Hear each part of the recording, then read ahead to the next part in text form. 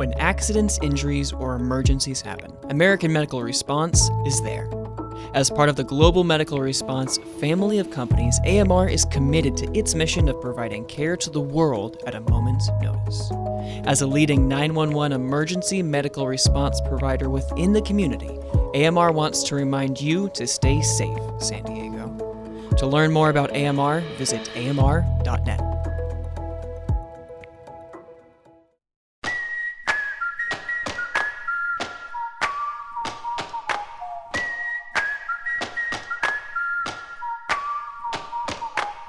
Welcome to the Voice of San Diego podcast in partnership with News Radio 600 Kogo.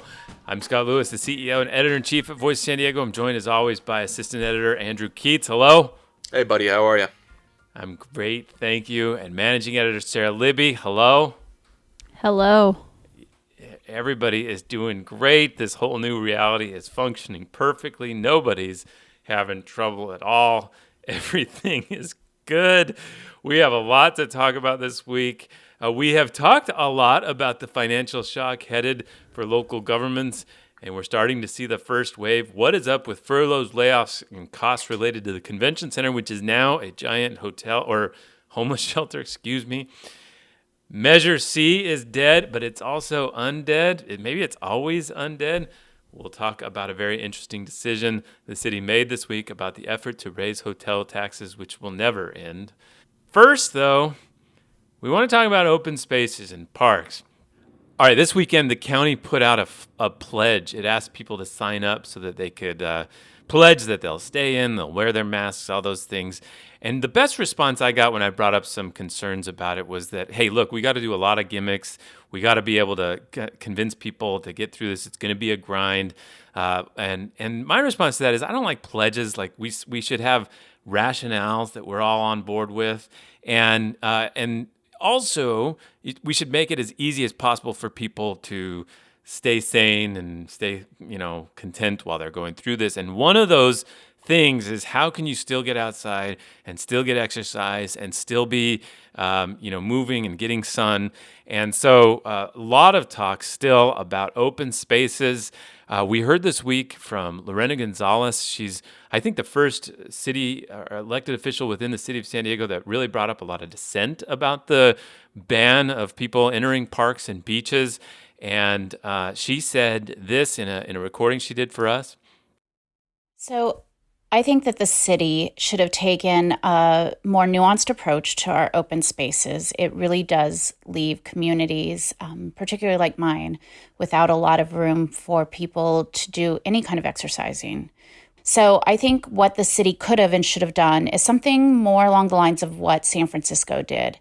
Early, as March 31st, you can see in their guidelines, they talked about what open spaces could be used for. You couldn't go on equipment, of course, you couldn't use any equipment, and you could only throw a ball between household members, for example. You can't be playing, if you will, with people who aren't in your household.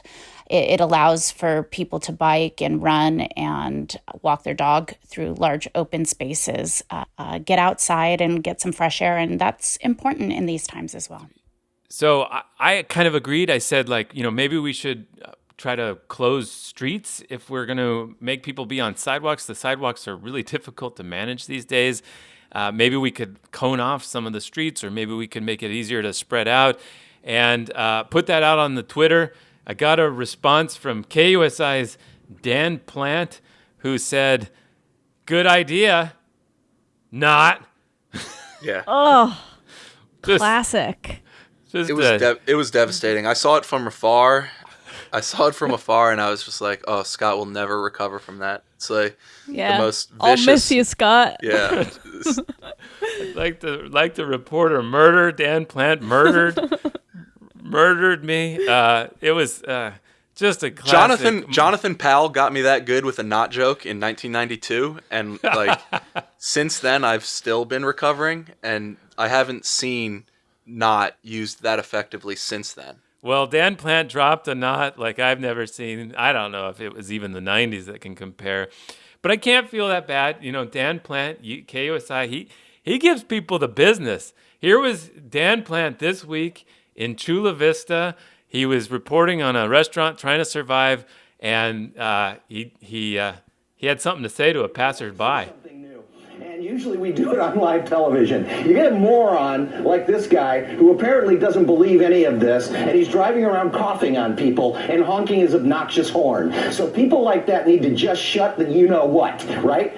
Unbelievable that there's still people out there doing that. Most of us, good citizens, are using our bandanas. We're not coming anywhere near anybody, and we're certainly not coughing out the window. What a moron. So back to the restaurants.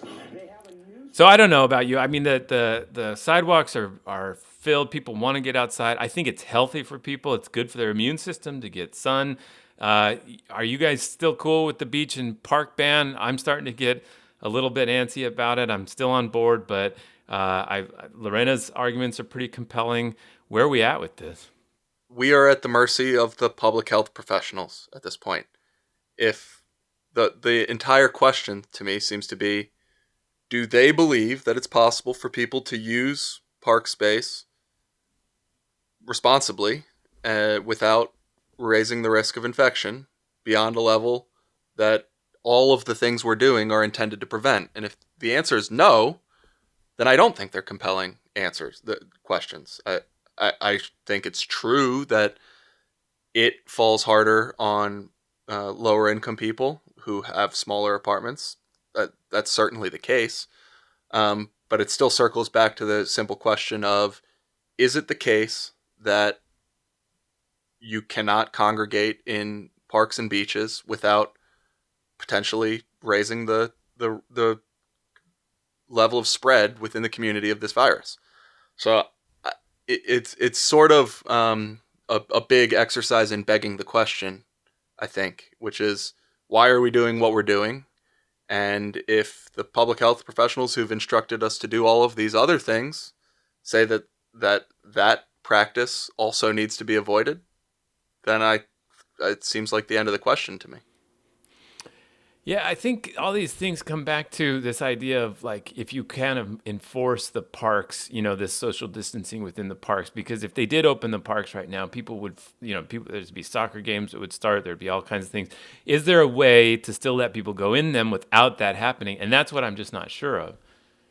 Yeah, I think that's the biggest. It seems like a really hard needle to thread. I mean, either the parks are open or they're not. And so, I was a holdout too. I went to the beach, I went to the park, and both times there were volleyball games, there were soccer games, there were just big crowds of people who were close together, and it seems like that's going to happen anytime the parks or beaches are open. Yeah, yeah, exactly. The one of the countervailing arguments seems to be like, well, you need to trust people, and it seems like the issue with that is we have actual experience here. It happened just a couple weeks ago, and people weren't able to use those facilities without congregating in a way that people thought was unsafe. Now, like, maybe there are certain ways that it polices itself. If you only open parks after 6:00 p.m. and not on weekends or something, maybe just by virtue of people's daily patterns, they can't get as crowded during those times. I don't know, but it does seem to me to be they're either open or they're closed. I think the scary part for me is to try to picture what could possibly happen that will allow them to be open. And that's the biggest question with so many of these issues about getting back to real life. Like, what is the line? What is the end goal of living with this virus or having some sort of cure that we're actually aiming for, where we can open up the parks and such? Because once they do open it up, people are going to be all over them. They want to be there. They want to, the demand to get to surf or to get to a beach or to a bonfire or just to go to a dog park is going to be so pent up at some point that I can't imagine when they're going to be willing to let it go. It's a question of testing, isn't it? When testing becomes no longer a finite resource that needs to be carefully guarded, then you can... Yeah, testing and tracing. Yeah. Are they able to identify people who have had it, who are safe to be around, and people who do have it, and isolate them? And we're nowhere near that yet, huh? Right. Yeah, and now to circle back to what you had said at the beginning, the part of my daily life, which is, going outside in ways that I have to walk my dog, it is really hard at this point to maintain a safe distance from people while I'm doing that. Yeah. The sidewalks are packed. The sidewalks are absolutely packed to the point that I spend most of my time walking in the street. Right. There's no other way to maintain a 6-foot distance without constantly having to climb into people's yards and walk well up their driveway. There's just too many people on the sidewalks right now. So if the public health officials and the mayor and everybody are intent on us staying comfortable with this, forget the pledges. Work on solutions about this stuff. If we can not go to parks, maybe make it easier to walk in the street, cone some things off, do whatever you have to. You shouldn't have to worry about a car coming blazing through if that's the only place you're allowed to walk. If you tell us we can't actually leave our houses at all, that's another decision maybe you need to head to or whatever. But the point is, for now, it could be a little more comfortable.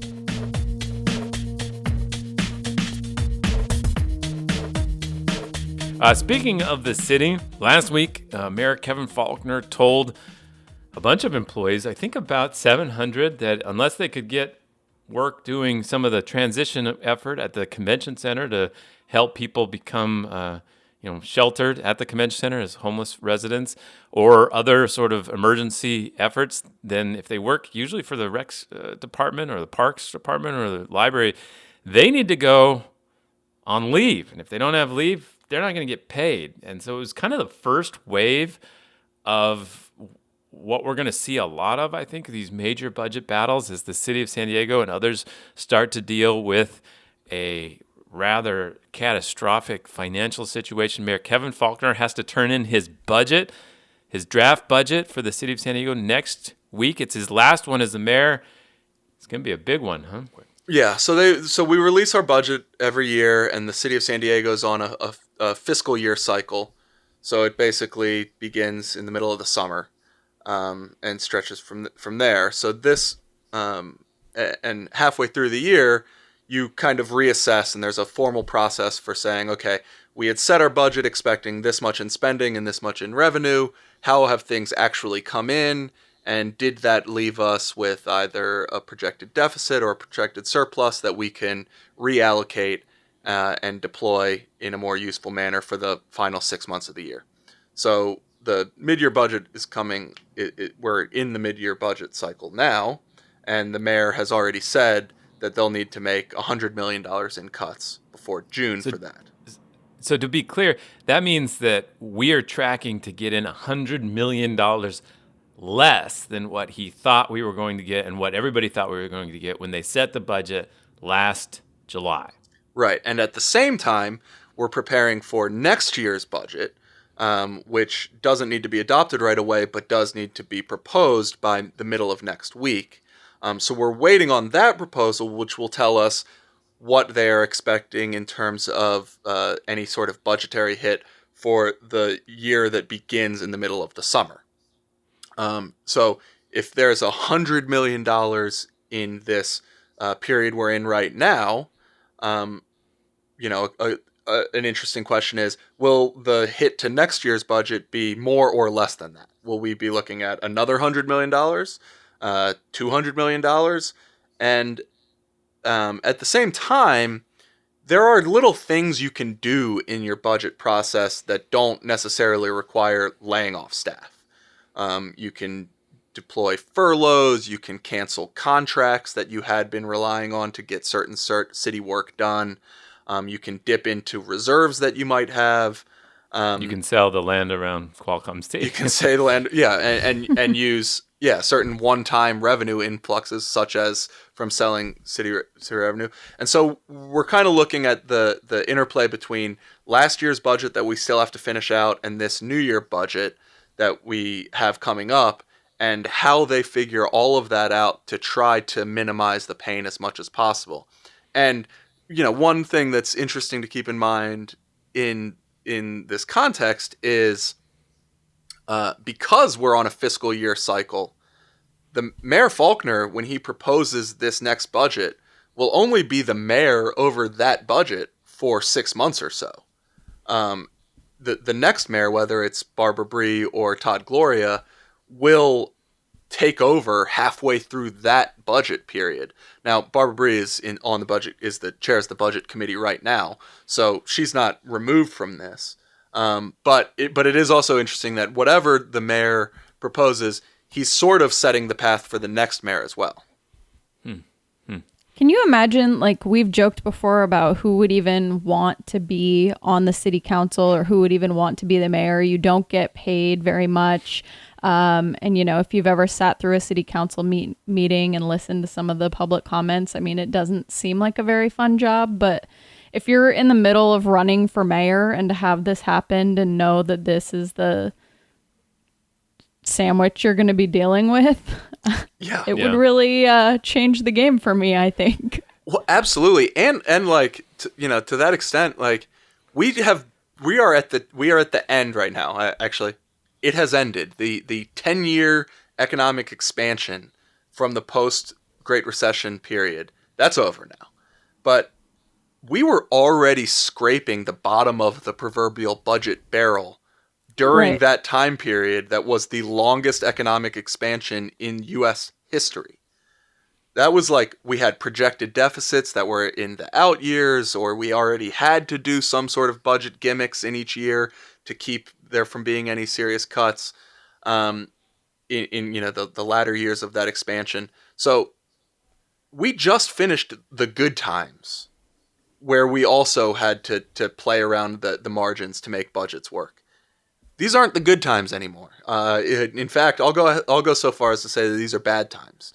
That this whole thing stinks. I am not afraid to have a controversial opinion. I'm going to go out on that ledge that this sucks, and that is true whether we're talking about our quality of life or setting a city budget. Yeah, I mean, we talked about how different it's going to be logistically to, campaign in a world where you're not shaking hands and going door to door. But I mean, you're not going to be talking about all of the things you're going to do. You're just talking about the ways in which you will triage this situation. Yeah. Mm-hmm. I think there are leaders that are attracted to this sort of thing. This is like, they're running to the fire. Like a guy like Andrew Cuomo, you can tell he came alive, in New York to try to deal with this. They're kind of attracted to that sort of moment. I think there's just so many, though, very difficult decisions. I mean, there's a ton of pressure, for example, on county tax collector Dan McAllister. Nobody cares about Dan McAllister for 12 years that he's treasurer tax collector. And now everyone's looking at him because, they want a break on the property taxes that are due literally next week. And, 30% have already paid, 30% are almost guaranteed to pay. So we're talking about this other group of people who they're trying to get to give breaks to, restaurants and other places that really want a break right now from their property taxes. And so he can give some leeway and reduce penalties for people who pay late. But that has as he put it, a train car derailment sort of consequence, because if they pay late, that means less money goes to school districts and counties right away and to cities. If less money goes to a city like the city of San Diego, the city of San Diego has to turn around and make a giant pension payment in July. And so it can either pay it all in one lump sum or pay interest and pay it over the whole year. But but that's a cash flow kind of nightmare right there if things really have zeroed out in other areas. And so there's just some incredible decisions that have to be made right now.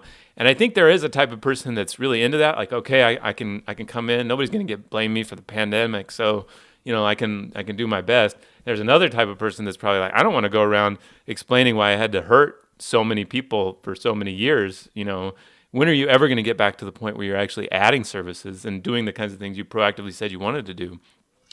Yeah, I mean, so that question, we won't know the answer to that for quite a while, and no one knows the answer to it right now while they're making decisions. Ray Major, the chief economist at Sandag, I talked to him last week. He's as people are listening to this episode, he will have just given a briefing to the Sandag board about what he's anticipating in a hit to Sandag's budget. And even right now, as we sit here in the midst of this, there's a wide range of potential outcomes. that depend not just how long we continue to stay in this, period of essentially no economic activity, but also how quickly things rebound after then. The president has said how much he hopes that things snap back and that there's all this pent up demand and activity returns to normal very quickly. But that won't be the case, even if governments say it's okay to do that, if people don't feel safe. If businesses decide that instead of having 25 tables in their restaurant, they're going to have 12 tables in their restaurant so they can keep them distanced. If people cancel vacations, if you don't want to go to a 50,000 person football game, all of those decisions have ramifications. And it's just not at all clear how things are going to work out. And that's true also in potentially positive ways. I mean, maybe everyone doesn't want to fly for their vacation this year, and therefore people from Arizona and LA decide that San Diego is going to be a really nice place to spend 7 days in the summer because they can drive here. Who knows? I mean, the point isn't that it's all doom and gloom and it can only be bad. It's just that the range of potential outcomes is huge. Are you guys ever going to go on a cruise? I would have never gone on a cruise anyway. Why? I gotta say that is one type of vacation that it's like the entire vacation is like the first 20 minutes of a work retreat where you have to do some sort of like name game about like, I'm Andy and I like apples. Nightmare. Yeah, exactly. It's like the entire vacation is organized fun.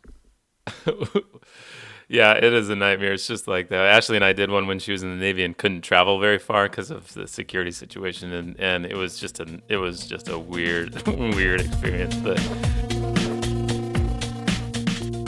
all right, we're going to take a quick break. We'll be right back.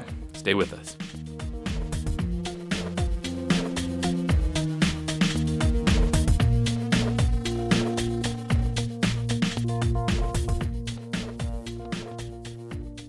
All right. Well, if you are listening to this while you're maintaining your social distance on the sidewalks or in the streets, you're part of our world who cares about the city of San Diego, the county of San Diego, public affairs there. Our spring fundraising campaign ends this Sunday. As we're recording, we still need to get about $35,000 to reach this ambitious goal. We decided to still go forward with this because we still got to pay people. We still got to get all this going. Our team has always been productive and never more so than now. They're working their tails off to explain what's happening, find things out, make sense of what leaders are saying, and then find things that they don't want to say out. So thank you to all of those members out there. A lot of people have mentioned the podcast when they donate. Thank you so much.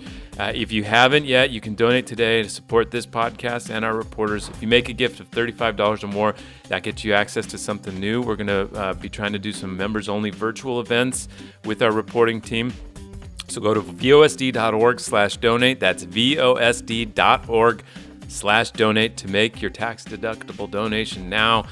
Thank you so much for your support. We know a lot of you are hitting hard times, so understand that. Whatever you think this is worth and whatever you can provide helps. It helps make the case to larger foundations and larger donors too that people care about this and this type of reporting.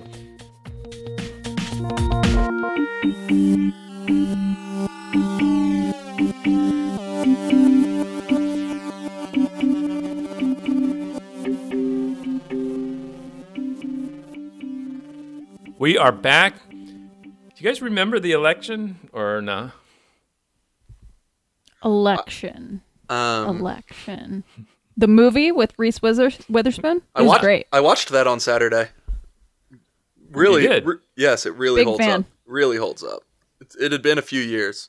One thing I don't understand is how Tracy Flick has become something of a hero to people. She's very unlikable. They all are. Yeah. There's no likable people in that movie. And it's weird to me that 15 years later people took it to be the case that like we should be rooting for Tracy Flick. To make this about me, Reese. Sure. So I consider myself Generation Reese Witherspoon. She's exactly my age. We basically grew up together, and I love that movie. It's good stuff. Okay. Oh, that was it. That was the whole. That's the whole bit. Okay. Got it. Yes, that's how far the election is from our minds. Remember, we got food. It was a whole thing. It was a night. It was before the world fell Dude, apart. it's disgusting. I was shaking people's hands that night. Yeah. I don't. I'm a What is- shaking hands guy. That's big old fleshy handshakes. Like that's my thing. It's just I gotta- bring it in. Here's a confession. I have a confession. I used to go out in the world and shake people's hands and sit next to them at bars and touch doorknobs, and at no point did it enter my mind that I could be potentially infecting myself with influenza or the common cold or anything. It just was not something I ever thought about. Do you watch movies now and you see people like Yes, it's like crowd surfing or repulsive. something? It's like- repulsive. I don't know. Like, could you imagine anything more disgusting than playing beer pong? What are these people trying to commit suicide? It's crazy. All right. Well, back to the election. Yes, we were given fleshy handshakes and talking. It was March 3rd. And one of the items on the ballot, of course, was Measure C. That was the effort to raise the hotel room tax and use the money to expand the convention center, blah, blah, blah, homeless services. It's not dead. It got 65% of the vote. Solid vote total. Really solid. Ugh. Just a lot of people supported it. But it wasn't the 2/3, the 66.7% that it needed. So this week, the San Diego City Council, in the midst of a national emergency, unprecedented economic catastrophe, a fiscal bomb has exploded. They decide they needed to tackle this issue. They need to certify the election results because California finally counted all its votes. And this is the week where they say, here's how the vote went in the city of San Diego. And up comes Measure C. And the draft language says, Measure C failed. We told people it would get 2/3 of the vote. It didn't get 2/3 of the vote. It failed. But the city council says, nah. That's not what we're going to do. We're not going to say that it failed. They decided a 5-3 majority to say instead that this is the amount of vote. This is the number of votes it got. This is just how it did. Yeah, okay. And they did that because they wanted to preserve the option to legally argue. The proponents want to legally argue that the measure actually passed because it's a citizens initiative. We talked about this for years. This was the first formal step we've seen anyone take to legally argue that as a citizens initiative, it in fact passed because of a legal ruling the city or the Supreme Court had a few years ago about citizens initiatives. Holy moly. Maybe we've pointed this out already, but given everything that this measure has been through and like the saga and drama of 2 years of trying to get it on the ballot, is there any worse possible outcome for them than getting exactly 65% of the vote? I don't know if there's no worse outcome for them. I know there's no worse outcome for us who'd like very much to move on with our lives. I mean, like if it had gotten 60%, they could have said, you know what, we got a lot. Yeah. We just didn't quite make it. It's a high hurdle. You know, if they had gotten 90%, great. But like, this is the absolute worst case scenario for them. If you get, absolutely. It's They got an absolute mandate. The voters were absolutely for a vast majority for this measure. After Measure A failed in 2016, there was a lot of, well, we received an awesome mandate at 57%. And I was rolling my eyes really hard. I was like, we're nearly 10 points off. It's not even close. Get out of here with your mandate. This, I got to admit, this is actually a mandate, I think. Yeah, it is. But it's not 2/3. So now there's this really weird debate. So at the city council weighs in. Barbara Breeze running for mayor, for example, she weighs in, says, look, we told the city in the voter guide, we told city voters it would take 2/3 of the vote to pass. It didn't. We can't say it didn't. It passed or that it might have passed. It failed. It didn't get to 2/3. Alliance San Diego, Andrea Guerrero, who's been really hostile to this whole process the entire time, says instead of dealing straight, the majority of council members played a shell game to give proponents of Measure C a leg up on their long shot litigation strategy to change the voter threshold after the fact. That's Donna Fry's perspective as well, former city councilwoman. So that's the one side on Measure C. It failed, didn't get 2/3. The other side are people who want this to pass. They really want it. They do think hotels will have people again and that those people will pay hotel taxes, and they want more of those to do more things with, including expanding the convention center, which they think someday will not have 1,500 homeless people sheltered there. Assemblyman Todd Gloria, who's also running for mayor, I asked him what he thinks about this. He says, this was great. This was a good politician approach. He said, I said, did you think that Measure C failed? And he said, it's clear that Measure C received the support of over 65% of San Diegans. It is clear. That is clear. That is clear. That's correct. Second statement was, what is not clear is whether the threshold for approval of citizens' initiatives is a simple majority or a supermajority. Also true. That is also that's correct. That's math. That's very Faulknerian. That is absolutely Faulknerian. He has always been quite adept at not answering a question, but kind of sounding like he maybe answered the question.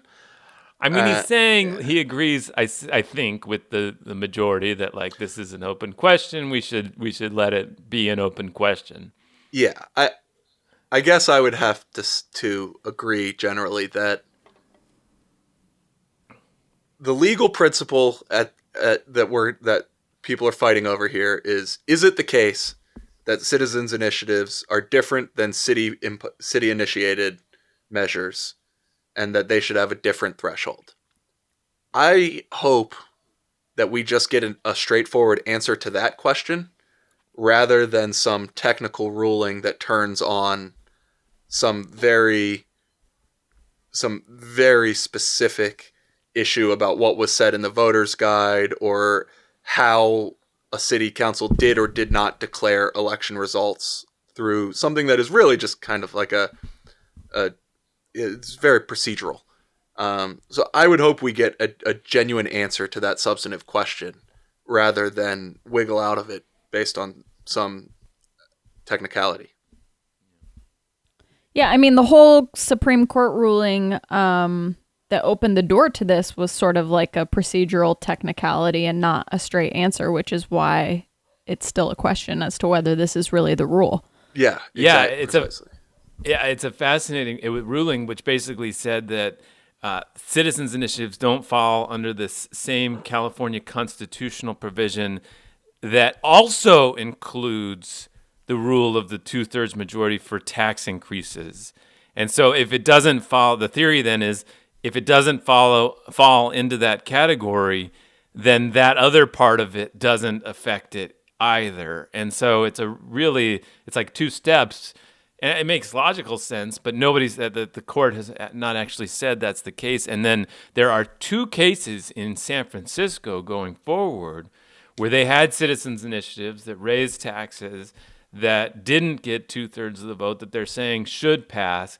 And so those are the two cases we're waiting to see if they get to the Supreme Court, and then if that gets decided. So I've often used the zombie metaphor in local politics, but this one's a really good one. Like, this Measure C has been shot dead so many times, shotgun to the face several times, and it still gets up and it's still coming at everybody. It's, it's like the World War Z measure. Yeah, exactly. And good one, good pull. Measure C is coming at. It's still alive. It's been shot a few times. This was getting 65% was a shotgun to the face, but it's gotten back up. It's still going. We'll watch for that. I have a proverbial tip of the cap towards anybody who's got it in them to get exercised about these procedural problems, about a maneuver that we all had been telegraphed ahead of time they were going to pursue. They were going not only telegraphed. They bet $1 million on this possibility. They could have put the measure on the ballot through the city council for $0 or for very little. Right. And instead, they raised $1 million more so that they could put it on the ballot as a citizens initiative for this express purpose. Yeah, and so at this point, to get really like worked up about this, like, and during a nationwide quarantine, I love the enthusiasm for municipal proceduralism. What? And the adorable enthusiasm for hotel taxes, like they're coming. Oh yeah, absolutely. Yeah. Like we're gonna have. I know they're gonna flow in someday. We're gonna just be bathing in hotel taxes. That is again. the other thing. Is like that no one is like, wait a second, maybe hotel taxes aren't a great thing to depend upon, particularly when we're bonding. I mean, against it to build a building. You guys joke about them getting worked up, but we also just spent 20 minutes talking about it in the midst of a pandemic. And we also mentioned the stadium sale, so we're keeping it real on brand today. I just want to be clear. That was a truly loving hat tip. Not yeah, I was absolutely. not trying to make fun. I see myself in you, and I would like to commend you for your commitment to our very specific fascination with the way municipal governments run themselves. If not now, when? You know, it's like maintaining your vegetarianism during like a famine or something like that. It's like, if it doesn't matter now, then it doesn't matter ever. And you know, you maintain, especially when times are tough.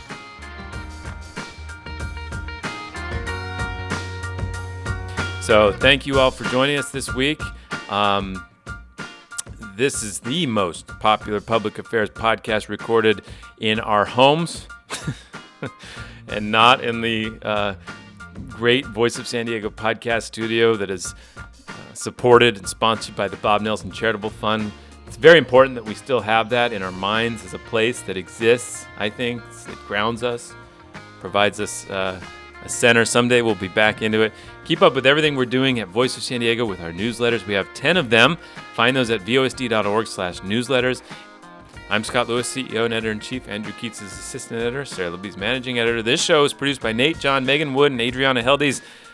Thanks for listening. We'll talk to you next week.